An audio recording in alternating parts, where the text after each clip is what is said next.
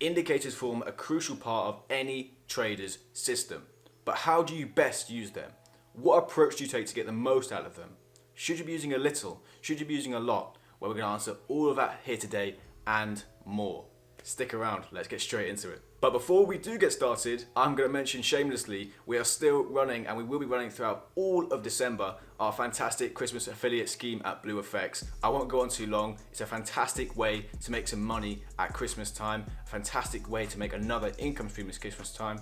Take a look at the link in the description down below. Welcome back to our Trading 101 series. We've already covered candlesticks. Let's talk about indicators. This is the fun part, right? This is what people love to talk about. But I'm going to give you a different approach today, a different look on how to use them.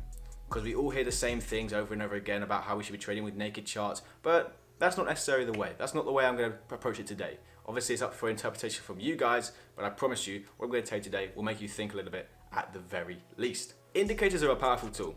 They're a very, very powerful tool for one reason only. They take the emotion out of our trading. Of course, we all know when we trade, we want to be disciplined, we want to be consistent. And as human beings, we're emotionally driven. That is how we're wired as human beings. And indicators, they take a data-driven statistical information from the chart and display it in a way that you can work into your trading criteria. Your trading criteria, for example, I need to take a trade 1, 2, 3, 4, 5, 6, 7, however many criteria points you want, but they all have to be met to place a trade. And this usually revolves around indicators. Perhaps you need price to close below a moving average to place a short. Perhaps you need the RSI to be giving you an oversold reading to buy a currency pair. That's just some examples. But if you're in a position where you've fully tested, back tested, forward tested a system of indicators, you know they work well together, and you know from your testing that if they all give you a reading to go on a trade, you are in a very, very strong position to have a profitable and a successful trade. That being said, less is definitely more. You don't want to be involving hundreds and hundreds of indicators. There really is no limit to the amount that you can add to your chart. And you want to honor that price action, just the candlesticks, because that fundamentally is the most important thing. Don't cover your chart with things that are just going to confuse you and not let you see what is happening in the markets. And if you have 1,000 different criteria points to take a trade, then likelihood is you're not going to be taking trades very, very often. So what's important is we have a nice balance between the two. Indicators are amazing in the fact that they take the emotion out of our trading, but we shouldn't let them completely overrule everything. And I think you should have some human interaction with the charts as far as reading the price action alone. So let your indicators help you, but don't let them do all the work for you. You can trade naked charts if you want, but I like to put myself in a position where as much as I can reasonably take the emotion out of my trading, that is what I'm going to do. Now, I've got a couple of examples on the charts of some price action, some chop in the market where price isn't trending very nicely, and indicators that would help me stay out of the market in that time. So I'm going to jump over, I'm going to show you exactly what I mean, where indicators sit on the charts, all of just the technicals, and we're going to jump into that right now. So let's go. Welcome back to the charts. We're looking at the dollar-yen pair on the hourly time frame, and I've got a couple of examples, a few indicators on the screen just to show you exactly what I meant earlier on. Here are some moving averages of different periods. What you understand is this. These are indicators that sit on the chart. They sit on the chart and tell you something on the price action itself.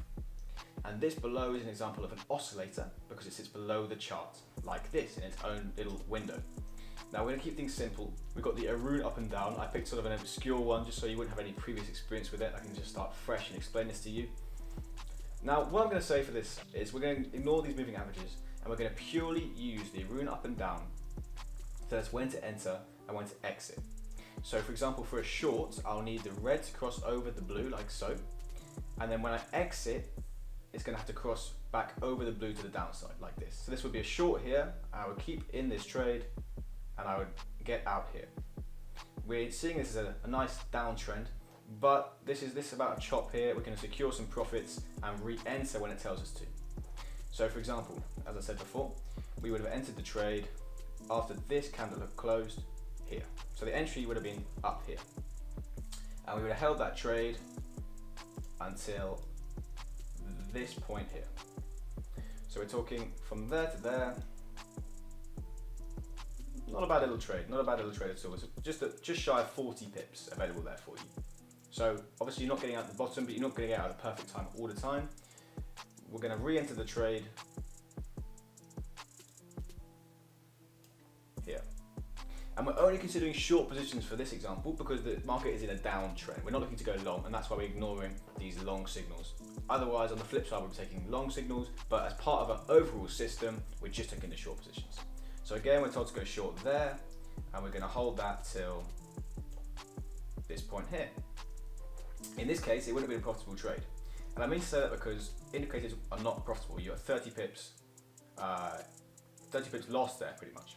And what I mean to say is indicators aren't perfect, but the point is this takes the emotion out of our trading and we can use them. Whereas the next example, and the final example I'll do for you guys, that is your entry there. And you held that all the way down here. So absolutely you lost 30 pips here.